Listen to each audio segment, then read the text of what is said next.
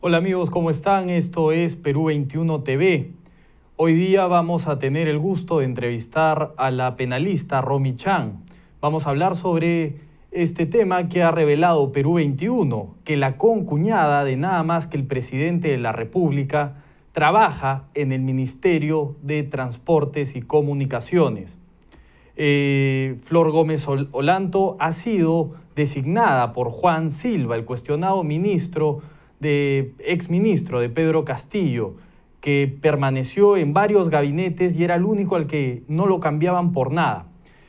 Para eso vamos a comentar con la doctora Chan. Doctora Chan, muy buenas tardes, muchas gracias por estar acá. Buenas tardes, Andrés. Muchas gracias por la invitación. No, gracias a usted, doctora. Bueno, lo que ha revelado Perú 21 hoy día es escandaloso, como siempre. Ya prácticamente no sorprende, lamentablemente, porque los escándalos son tan constantes en este gobierno. Pero bueno, la concuñada del mandatario trabaja en el Ministerio de Transportes.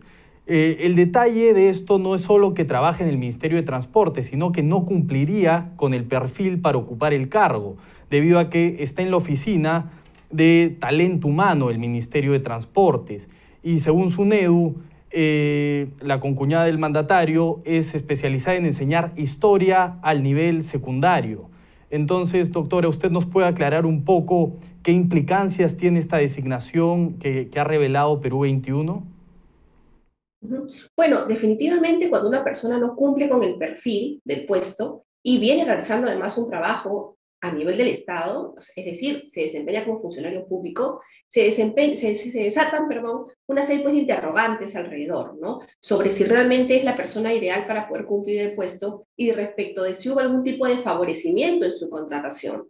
Y ahí podríamos hablar justamente de delitos como de negociación incompatible, porque además lo que ha revelado Perú 21 también es que ella habría venido ya siendo contratada desde antes por algunos montos específicos, ¿no? Montos que le habrían llevado a realizar supuestamente algún tipo de labor para el Estado, ¿no? Entonces, y luego ya pasó a recibir un sueldo de 15.600 soles ya desempeñándose en la Oficina de Gestión del Talento Humano, ¿no? Entonces yo creo que ahí podríamos hablar de actos como corrupción de funcionarios, actos como el delito de negociación incompatible, y lo más preocupante es ya vincularlo a esta imputación que el Ministerio Público viene haciendo respecto a una posible organización criminal que sería liderada, según lo que señala la señora López, ¿no?, por el presidente Castillo, y en donde habría una serie de familiares y personas de su entorno que vienen ejecutando sus órdenes. Así es, doctora, y como usted bien señala, este no es un caso aislado, porque hay que recordar que en marzo el Dominical Panorama reveló que Fanny Oblitas Paredes, también sobrina del presidente Pedro Castillo, obtuvo 2 órdenes de servicio por 18.000 soles para trabajar también en el Ministerio de Transportes.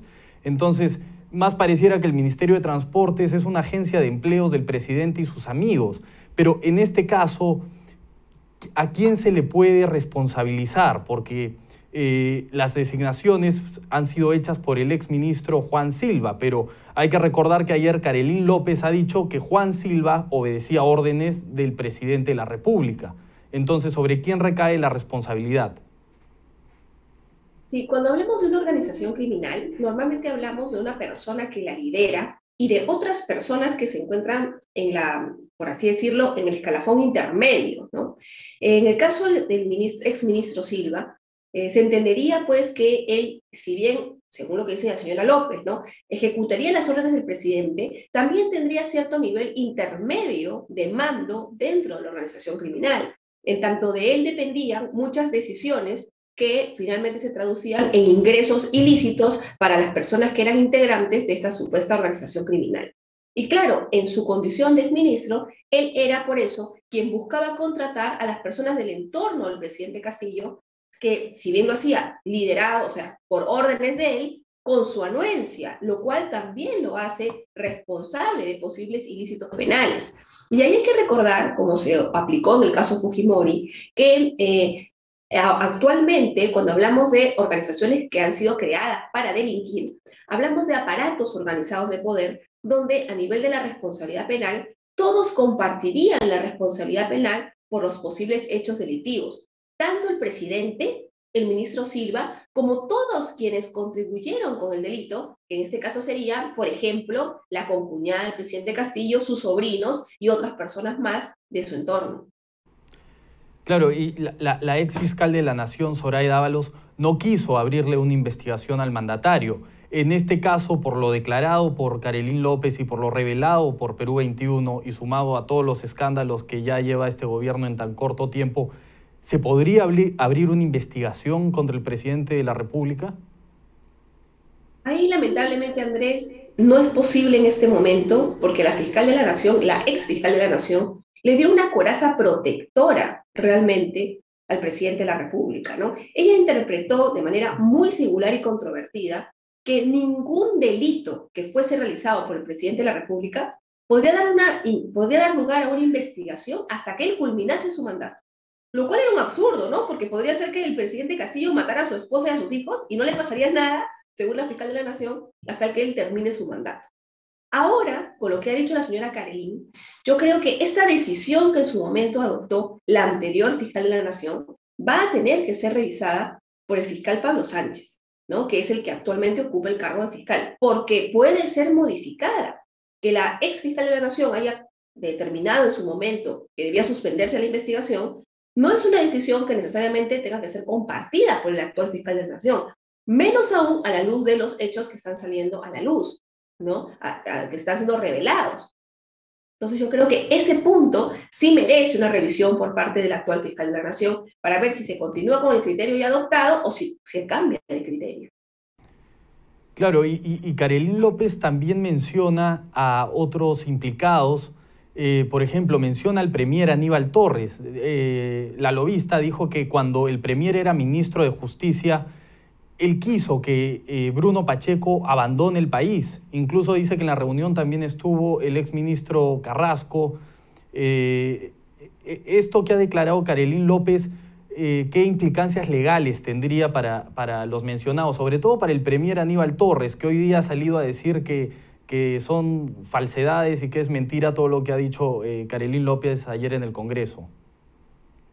Bueno, definitivamente esto va a meritar una investigación, porque además la señora López está en el marco de un proceso de colaboración eficaz y se entiende, como ella lo ha señalado, que está dando información que está siendo corroborada por otras fuentes probatorias, ¿no? Entonces, aquí, por su dicho, va a tener que abrirse a nivel fiscal una investigación contra el actual premier, que en su momento era ministro de Estado, y va a tener que, si se encuentran elementos contundentes que establezcan su responsabilidad, va a tener que seguirse todo el marco o todo el camino para el levantamiento de la inmunidad que es propio en el Congreso de la República, ¿no? Claro, y hay mucha gente que luego de las declaraciones de ayer de Carolyn López ha dicho, pero ¿por qué no muestra las pruebas? Porque como se recuerda, ayer Carolyn López no quiso revelar en público los nombres de los presuntos niños, ¿no? de Acción Popular. Incluso dijo que era una información reservada. Usted que es penalista tal vez nos puede explicar un poco por qué Carolyn López no puede revelar información. Sí, eso tiene una explicación muy simple. Lo que pasa es que cuando uno se encuentra negociando un acuerdo de colaboración eficaz, hay cierta información que la Fiscalía solicita sea totalmente reservada, ya no solo para proteger la integridad del colaborador eficaz, que es la idea central, sino también porque va a tener algún tipo de repercusión en la estrategia que la Fiscalía pueda seguir en el tema penal. Por ejemplo, es muy probable que con la información que la señora López haya dado sobre estos supuestos niños, ¿no? Que son congresistas actualmente elegidos, ¿no? Que la Fiscalía adopte algunas medidas, como por ejemplo allanamientos, incautaciones, solicitudes de impedimento de salida del país, o alguna medida que, claro, si se hiciera público el nombre de estas personas, podría ser evitada por parte de quienes saben o quienes ya se ven descubiertos en una posible red criminal, ¿no? Por esa razón es que el Ministerio Público, respecto de ciertos hechos específicos, le pide al colaborador que guarde reserva, bajo sanción, por supuesto, de deshacerse del acuerdo de colaboración eficaz. Y esa es la razón probablemente por la que la señora Carolyn está siendo muy, muy cauta y muy respetuosa del acuerdo y del pedido que le ha hecho el Ministerio Público. Claro, por ejemplo, Karelyn López actualmente está como aspirante a colaborador eficaz. ¿Qué falta para que cambie su condición a colaborador eficaz? En el proceso de colaboración eficaz hay varias etapas que se van atravesando. Cuando una persona postula a ser un colaborador, tiene que entregar información y llegar a un acuerdo con el fiscal. Si la información que entregase se corroborase, es decir, los datos que ella da se pueden corroborar con llamadas telefónicas, con el registro de llamadas, con mensajes de WhatsApp, con facturas, con consumos en restaurantes y una serie de elementos que dan veracidad a lo que ella viene diciendo, ¿no? Entonces allí es que ya el fiscal cierra el acuerdo con el colaborador y lo presenta ante el Poder Judicial. Y es finalmente el Poder Judicial quien aprueba el acuerdo de colaboración eficaz si considera que en verdad se ha cumplido con acreditar lo dicho por el colaborador y que en efecto el colaborador está sirviendo para poder descubrir los actos ilícitos que haya realizado una organización criminal.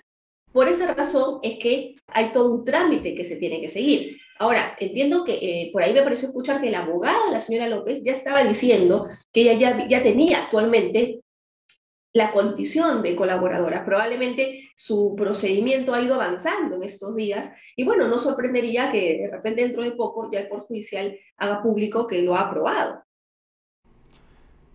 Claro, bueno, doctora Chan, de verdad nos queda clarísimo, ha ayudado a entender este caso complejo y le agradecemos mucho por haber estado en Perú 21 TV el día de hoy. Esperamos tenerla pronto nuevamente para esclarecer temas tan complejos como estos.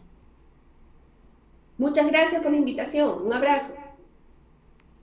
Bueno amigos, esto ha sido todo por ahora. Si quieren volver a ver la entrevista con más calma, la pueden ver en todas nuestras plataformas, en nuestros canales, en YouTube, Facebook, Twitter. Y sigan conectados a Perú 21 TV. Eso fue todo por hoy. Soy Andrés Romaña y nos vemos mañana.